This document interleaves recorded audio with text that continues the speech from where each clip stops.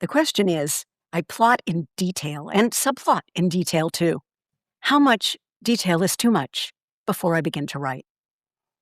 And the answer is, I don't know, because all writers have to find their own process.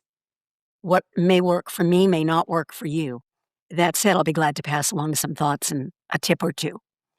Make sure that the amount of detail you're generating isn't some kind of unconscious excuse or justification for delaying the writing process. Make sure it's helpful, not inhibiting. In my world, I want to have enough so I'm guided. I know where I'm heading, but I don't want to put myself in a straitjacket.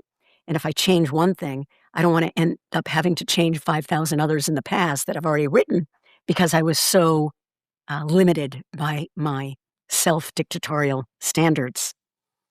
Another thing to think about is whether you know the beginning and you know the end.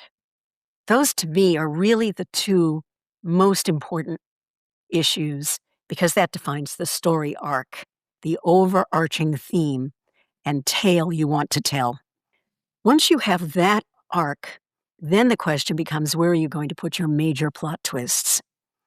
I like to include 4, as you know, if you work with my Jane's Plotting Roadmap, my roadmap.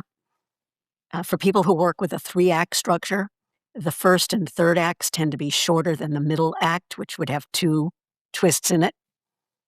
In also genre specific, what defines a twist, how you implement it, and the like. In other words, if you know your beginning and your end, and at least some of your major twists, for many of us, that's enough. Let's sit down and begin the writing. Now, in terms of the subplots, I do need to know a fair amount about those because they need to interact with, interject themselves into, interweave into the main plot so that everything's tied up in a nice little bow at the end. So I need to be able to envision how those two are going to fit together.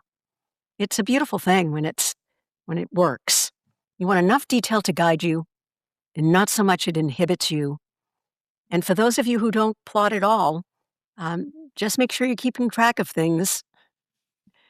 I look forward to hearing how you handle it, what you decide, what works for you.